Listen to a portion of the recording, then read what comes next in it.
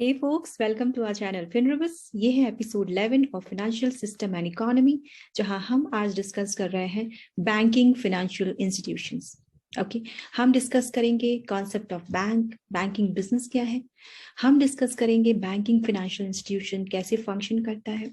हम देखेंगे banking financial institutions का incorporation, registration, regulation, management. Okay, हम देखेंगे कि लाइसेंसिंग कैसे मिलती है बैंकिंग बिजनेस में। ओके, फिर हम देखेंगे कैंसलेशन ऑफ लाइसेंस। ओके, ऐसे कौन कौन से सिचुएशन है जहां पर लाइसेंस कैंसिल भी किए जाते हैं by RBI. Okay, capital requirement देखेंगे, हम स्टैट्यूटरी रिक्वायरमेंट देखेंगे। ओके, इन सारे टॉपिक्स को डिस्कस करेंगे वन बाय वन। स्टार्ट करते हैं। ओके, बैंक बैंक हम तब सर्च करते हैं जब हमें अपने पैसे सेफ प्लेस में सिक्योर करने होते हैं, या फिर हमें सेविंग करनी होती है, अपनी सेविंग हैबिट्स को डेवलप करनी होती है। तो हम बैंक में अपने अकाउंट ओपन कर देते हैं और वहां पर पैसे सेव कर देते हैं, डिपॉजिट करते हैं। ओके, हमें कोई बिजनेस स्टार्ट करना होता है, या फिर हमें हाउस लेनी है, हमें कार लोन लेना है, हमें एजुकेशनल लोन लेना है, हमें अपने बिजनेस को एक्सपांड करना है, तो हम क्या करते हैं, बैंक के पास जाते हैं। और बैंक क्या करता है, हमारे इन छोटे छोटे फाइनेंशियल गोल्स को, हमारी छोटी छोटी फाइनेंशियल नीड्स को फुलफिल करने का काम करता है, हमारे लिए मनी लेंड करता है। ओके, सो बेसिकली बैंक ये सारे एक्टिविटीज को परफॉर्म करता है। अब इन सारे फाइनेंशियल गोल्स को अचीव करवाने में जो बैंक हमारी हेल्प करता है, बैंक के पास पैसे कहाँ से आते हैं? बैंक के पास पैसे आते हैं हम और आप जैसे लोग जो बैंक में डिपॉजिट करते हैं, अपने अकाउंट ओपन करते हैं। बैंक के पास वो सारे पैसे रहते हैं, सेवर्स के थ्रू या डिपॉजिटर्स के थ्रू। बैंक में दो तरह के लोग होते हैं। एक तो वो जो अपना अकाउंट ओपन करते हर महीने छोटे छोटे अमाउंट, थोड़े थोड़े अमाउंट डिपॉजिट करते रहते हैं, तो हम क्या हुए, सेवर्स हुए। और कुछ ऐसे लोग जिनको जरूरत होती है पैसों की, तो मनी बोरो करते हैं बैंक से। ओके, सो सेवर्स भी हैं और बोरोवर्स भी हैं। बैंक एक ऐसा इंस्टीट्यूशन है जो हम और आप जैसे लोगों की सेविंग्स को चैनलाइज करने का काम करता है। ओके, ताकि वो किसी और को मनी लेंड कर सके, लोन प्रोवाइड कर सके। ओके, और इन्वेस्टमेंट भी कर सके। सो बेसिकली बैंक क्या करता है, बैंक करता है हमारे जो सेविंग्स हैं उनको चैनलाइज करके मनी को लेंड करता है, जिनको जरूरत होती है उनको पैसे प्रोवाइड करता है और इन्वेस्टमेंट भी करता है। Okay, in short banking financial institution का फंक्शन है मनी रिसीव करना, कलेक्ट करना, ट्रांसफर करना, ओके, एक्सचेंज में डील करना, इन्वेस्ट करना, हमारी मनी को प्रोटेक्ट करना, सेफगार्ड करना, जैसे लॉकर फैसिलिटीज वगैरह। ये सब कौन प्रोवाइड करता है? Banking financial institutions. ओके, हमें जरूरत होती है कार लोन की, हाउस लोन की, मॉर्गेज लोन की, बिजनेस लोन की, क्रेडिट कार्ड फैसिलिटीज है, ओके, ओवरड्राफ्ट फैसिलिटीज है, ये सब बैंक पे प्रोवाइड करता है। फिर बहुत सारी पेंशन की स्कीम्स भी हैं जो हमें बेनिफिट दे मिल जाती है बैंकिंग फाइनेंशियल इंस्टीट्यूशन से। सो ये सारे फंक्शन आते हैं बैंकिंग फाइनेंशियल इंस्टीट्यूशन को, इस तरह से बैंक काम करती है। अब देख लेते हैं कि section 5 clause B of banking regulation act 1949 कहता है कि ऐसे कौन कौन सी एक्टिविटीज हैं जिसे हम कह सकते हैं कि ये बैंकिंग बिजनेस है। अच्छा, इससे पहले कि हम इसके साथ परस्यू करें, बैंकिंग बिजनेस को फॉर्मेशन, रजिस्ट्रेशन और परस्यू करने के लिए और भी बहुत सारे लॉज हैं जो एप्लीकेबल होते हैं बैंकिंग बिजनेस में। जैसे जैसे RBI act 1934, banking regulation act 1949, companies act 2013। Okay, apart from that RBI की गाइडलाइंस भी टाइम टाइम पे इशू होती रहती है according to inflation rate, according to money supply. अगर आरबीआई को अपनी मनी सप्लाई इंक्रीज करनी है या फिर डिक्रीज करनी है, उस हिसाब से अपने रेट्स को चेंज करना है, तो वो टाइम टाइम पे गाइडलाइंस इशू करती रहती है। तो ये सारे लॉज भी बैंकिंग बिजनेस को परस्यू करने के लिए लीड रोल प्ले करते हैं। ओके, डिस्कस करते हैं हम one by one. Okay, section 5 clause B कहता है कि अगर कोई बिजनेस, अगर कोई कंपनी एक्सेप्ट करती है डिपॉजिट पब्लिक से, लेंड करती है मनी, इन्वेस्ट करती है डिपॉजिटेड अमाउंट को, या फिर जब जब डिमांड होती है डिपॉजिटर्स की पैसे विड्रॉ करने की, तो उनको रीपे करती है थ्रू चेक, ड्राफ्ट। ओके, इन सब के द्वारा वो क्या करती है, वो रीपे करती है। इन सारी एक्टिविटीज करने वाला बिजनेस ही बैंकिंग बिजनेस कहलाता है, according to section 5 clause B of banking regulation act 1949। Okay, अब सेक्शन 5 क्लॉज सी क्या कहता है? सेक्शन 5 क्लॉज सी ये कहता है कि सिर्फ पब्लिक से डिपॉजिट एक्सेप्ट करने वाली कोई भी कंपनी बैंकिंग बिजनेस है, ऐसा जरूरी नहीं है। ओके, अच्छा, सेक्शन 5 क्लॉज सी को ऐसा क्यों कहना पड़ा? वो इसलिए कहना पड़ा क्योंकि section 58A of companies act ने कहा है कि कोई भी कंपनी पब्लिक से डिपॉजिट एक्सेप्ट कर सकती है, जैसे NBFCs, non banking financial institutions. Okay, इसीलिए सेक्शन 5 क्लॉज सी को यह कहना पड़ा कि नहीं, कोई भी कंपनी सिर्फ डिपॉजिट अगर एक्सेप्ट करती है पब्लिक से तो वो बैंकिंग बिजनेस हो जाएगी, ऐसा नहीं है। उसे कुछ अफेयर्स हैं बैंकिंग बिजनेस की जो फॉलो करने पड़ेंगे, जो कॉन्स्टिट्यूट करना पड़ेगा, तभी वो बैंकिंग बिजनेस कहलाएगी, अदरवाइज नहीं। अब देख लेते हैं हम section 6 of banking regulation act 1949 कहता है ऐसी एक्टिविटीज प्रोवाइड कर रहा है जो बैंकिंग बिजनेस में आता है। बोरोइंग करना, रेज करना मनी रिसीव करना, एडवांस देना, एडवांस लेना। ओके, फिर discounting of bills of exchange, promissory note, bills of lading, railway receipt, फिर स्टेट गवर्नमेंट के एजेंट की तरह एक्ट करना। Okay, clearing and forwarding of goods, export import. Okay, ये सारी एक्टिविटीज सेक्शन 6 के अंडर आती है। Okay, contracting, negotiation, public and private loan issue करना। ओके, अगर कोई कंपनी अपना आईपीओ या एफपीओ ला रही है तो उसके लिए इंश्योरिंग करना, गारंटर बनना, अंडरराइटर, शेयर, डिवेंचर और स्टॉक्स में पार्टिसिपेशन करना। ओके, ये सब एक्टिविटीज हैं। मैनेजिंग, सेलिंग, रियलाइजिंग यानी प्रॉपर्टी। ओके, मतलब अगर सिक्योर्ड लोन वगैरह है तो अगर किसी प्रॉपर्टी का पोजीशन है तो उसको कब सेल करना है, कितने टाइम तक रुकना है। ओके, 7 साल वगैरह जो प्रोविजन है उन सबको हम इन डेप्थ स्टडी करेंगे तब जब हम डिस्कस करेंगे कंपनीज एक्ट, या फिर जब हमारी लॉ की सीरीज चलेगी तो banking regulation act 1949, RBI act, जो बेयर प्रोविजंस हैं उनके थ्रू हम सारी सीरीज स्टार्ट करेंगे, तो हम इन डेप्थ डिस्कस करेंगे। ओके, सो ये सब क्या है? एक्टिविटीज हैं बैंकिंग बिजनेस की। Okay, selling, managing, exchange. Okay, then leasing करना, मॉर्गेजिंग करना प्रॉपर्टी को। ओके, ये सारी एक्टिविटीज बैंक की है। अपार्ट फ्रॉम दैट, अगर आरबीआई को या सेंट्रल गवर्नमेंट को ये लगता है कि ये सारे काम भी बैंक को करने चाहिए तो वो भी सेक्शन 6 के अंडर गवर्न होते हैं। Okay, any other function.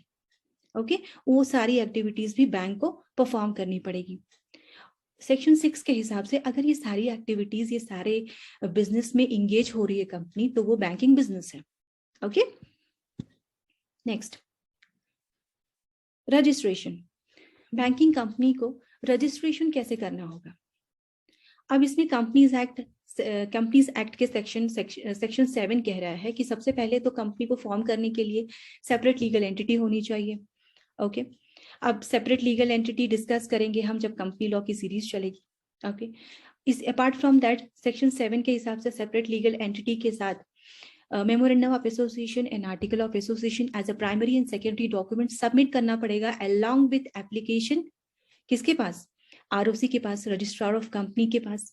Okay, अब सेक्शन 7 क्लॉज 1 कहता है, section 7 subsection 1 of companies act ये कहता है कि अगर रजिस्ट्रार ऑफ कंपनीज को लगेगा कि यस सारे डॉक्यूमेंट प्रॉपर है, उनकी टर्म्स एंड कंडीशन फुलफिल हो रही है, तो वो रजिस्ट्रेशन ऑफ सर्टिफिकेट इशू कर देंगे बैंकिंग बिजनेस के लिए। ओके, अब memorandum of association and article of association होता क्या है, इसको हम इन डेप्थ स्टडी करेंगे कंपनीज एक्ट 1956 या 2013 को जब हम डिस्कस कर रहे होंगे। अभी for the time being,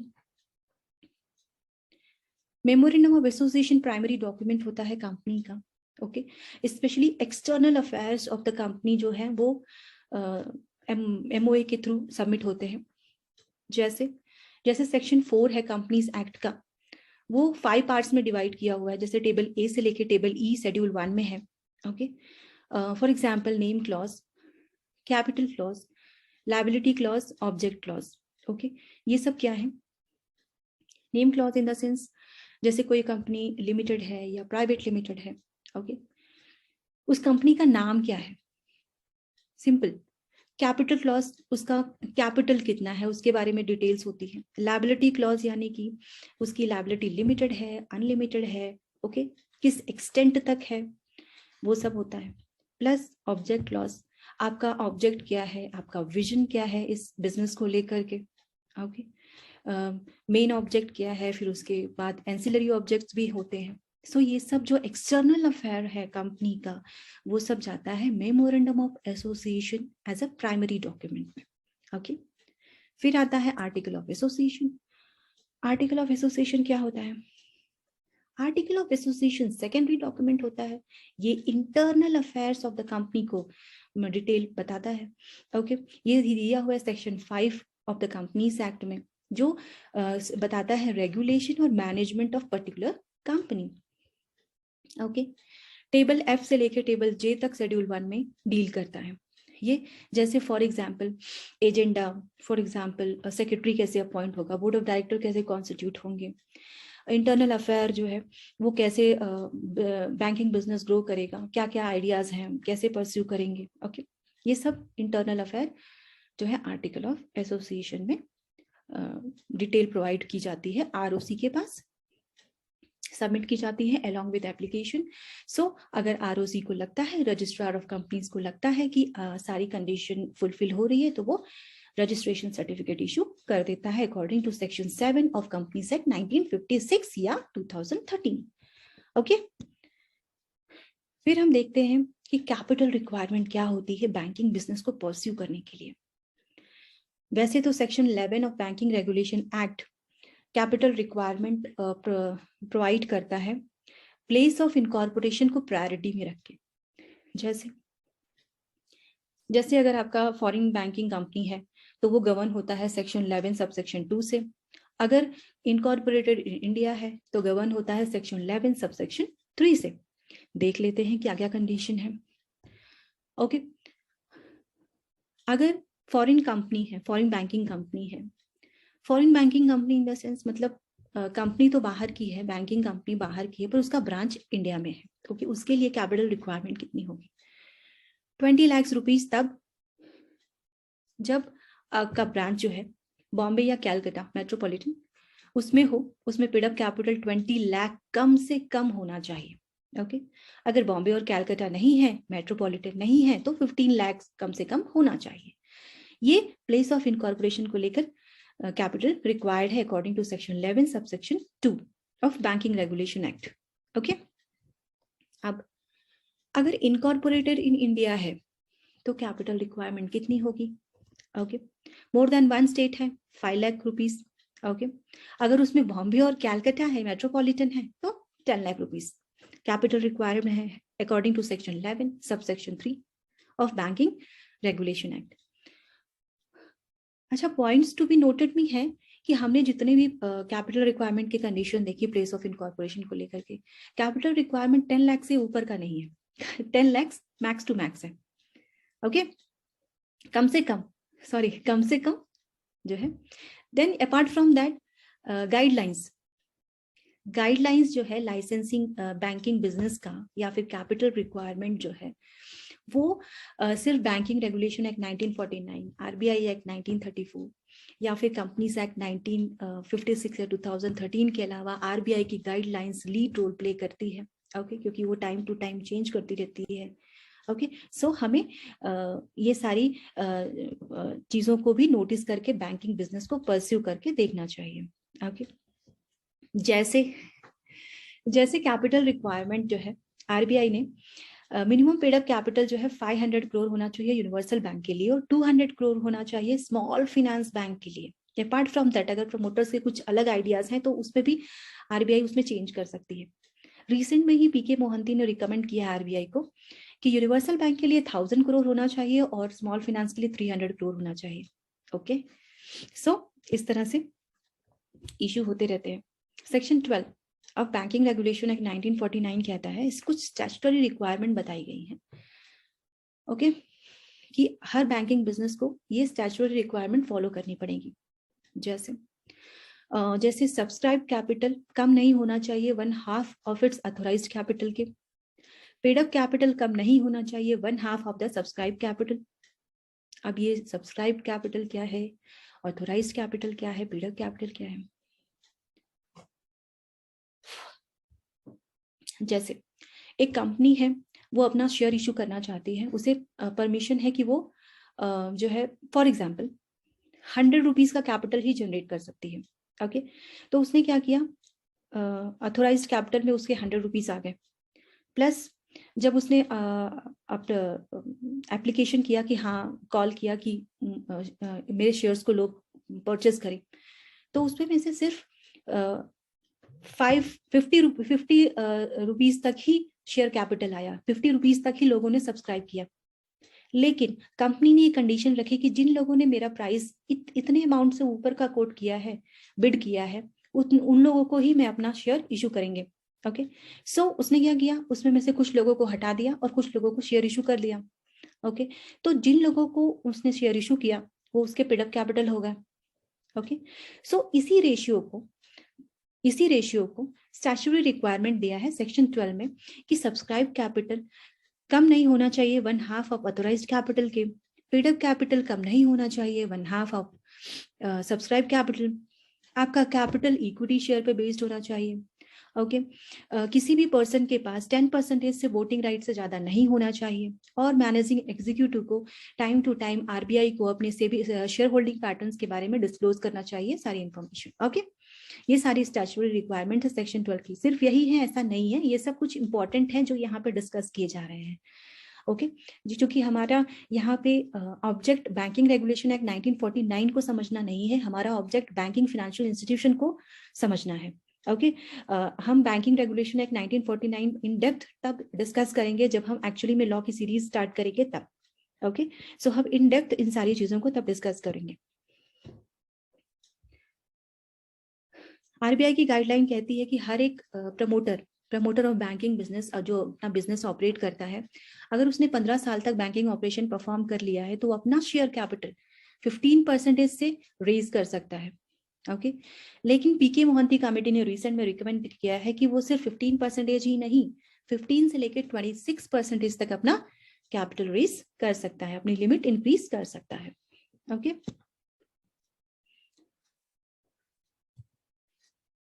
companies act 1956 कहती है कि किसी भी बिजनेस को फॉर्म मैनेज करने के लिए बोर्ड ऑफ डायरेक्टर की जरूरत होती है। बोर्ड ऑफ डायरेक्टर अच्छी तरह से कंपनी को मैनेज कर सकता है। ओके, सो इसी के सपोर्ट में section 10A of banking regulation act 1949 कहता है कि यस, सिमिलर मॉडल ये है कि बैंकिंग बिजनेस भी board of director he perform करेंगे, मैनेज करेंगे, लेकिन बोर्ड ऑफ डायरेक्टर कैसे होंगे, कैसे कॉन्स्टिट्यूट करेंगे, उसकी कुछ कंडीशन होगी। ओके, देख लेते हैं हम क्या क्या कंडीशन होगी।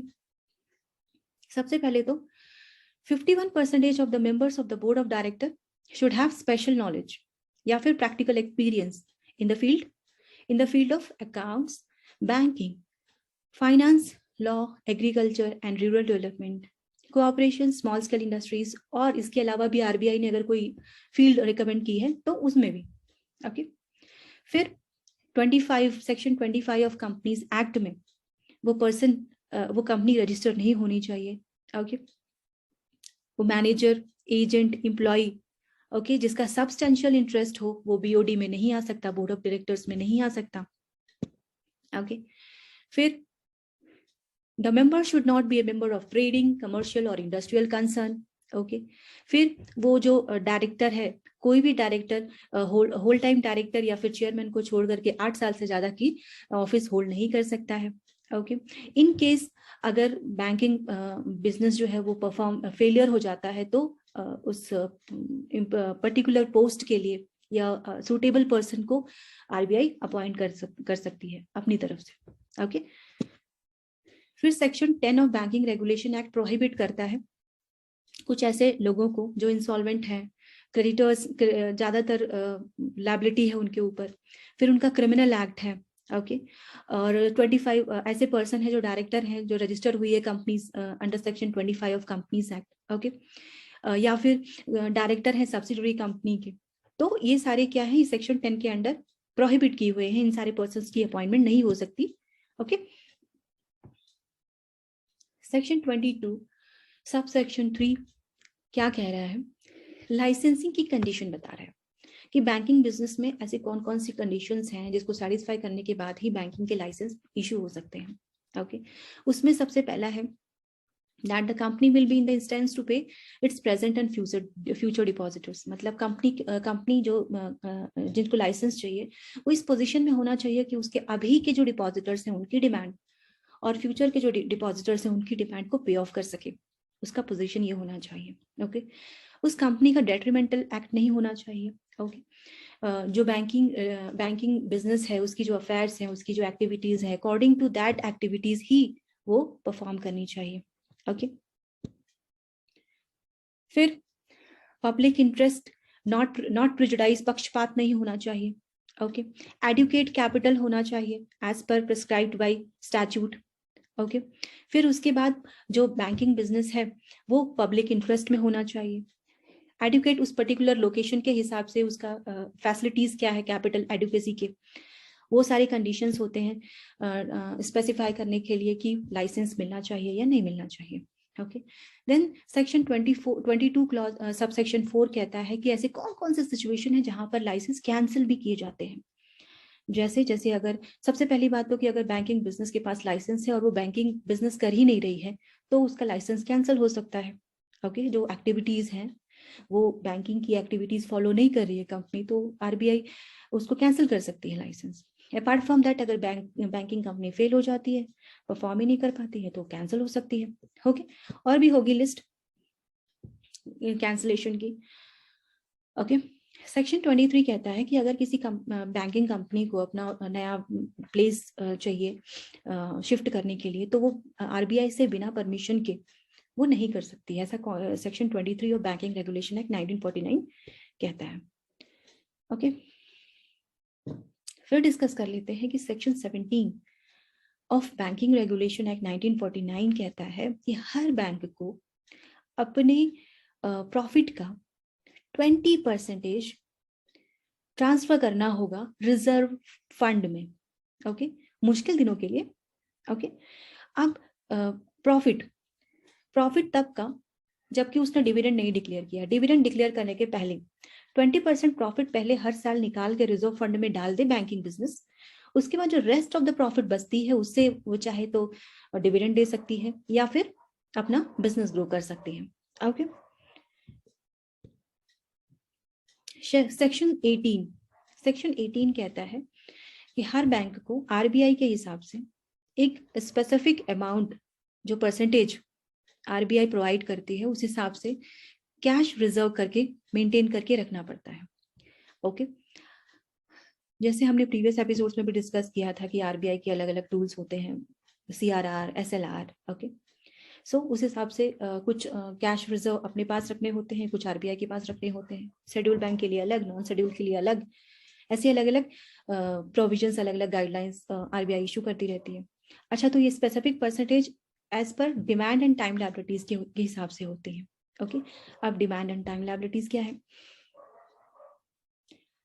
डिमांड एंड टाइम लायबिलिटीज को इन सिंपल लैंग्वेज में हम अगर समझने की कोशिश करें तो डिमांड इन द सेंस जब डिपॉजिटर्स को ये लगता है कि मुझे पैसे चाहिए, ओके, तो उसको पे ऑफ करना ही डिमांड लायबिलिटीज कही जा सकती है। Time liabilities in the sense जैसे एफडी हो गया 5 साल या 3 साल के लिए, उसकी मेच्योरिटी डेट 3 साल या 5 साल के बाद आएगी, तो उसकी लायबिलिटी, बैंक की लायबिलिटी 3 या 5 साल के बाद जनरेट होगी। ओके, तो उसी को कहते हैं demand and time liabilities. Okay, so इस हिसाब से हर बैंक को अपना कैश रिजर्व मेंटेन करना पड़ता है as per section 18 of banking regulation act 1949। Okay, maintenance of asset उसी सेंस में है कि हर बैंक को अपना एसेट मेंटेन करना पड़ेगा in the form of gold, in the form of approved securities. Okay, 20% of demand and liabilities के हिसाब से। अच्छा, ये शेड्यूल और नॉन शेड्यूल के लिए अलग अलग है। Banking regulation act 1949 non schedule bank के लिए भी कहता है कि 20% of demand and time liabilities होनी चाहिए। इसके अलावा section 42 of RBI act 1934 scheduled bank के लिए कहता है कि 4% ऑफ सीआरआर मेंटेन करना चाहिए net demand and time liabilities का।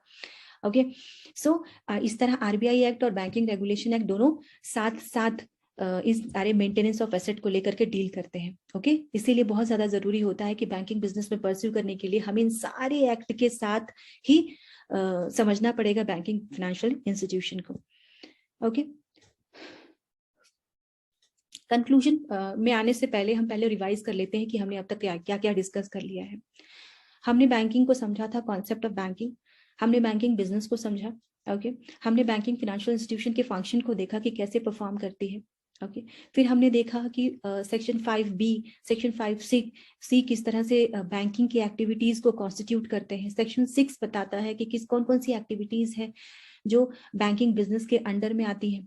ओके, इन केस अगर कोई कंपनी बैंकिंग बिजनेस में जो सेक्शन 6 में है वो नहीं करती है तो वो बैंकिंग बिजनेस नहीं है। किस तरह से section 58A of companies act बताता है कि कंपनीज को अलाउड है, किसी भी कंपनी को अलाउड है कि वो पब्लिक से डिपॉजिट ले, और किस तरह से रेगुलेशन, मैनेजमेंट और जो है कैपिटल रिक्वायरमेंट, स्टैट्यूटरी रिक्वायरमेंट होती है बैंकिंग बिजनेस को परस्यू करने के लिए। हमने ये भी देखा कंडीशंस क्या है लाइसेंसिंग के लिए, रजिस्ट्रेशन के लिए हमने memorandum of association, article of association को डिस्कस किया।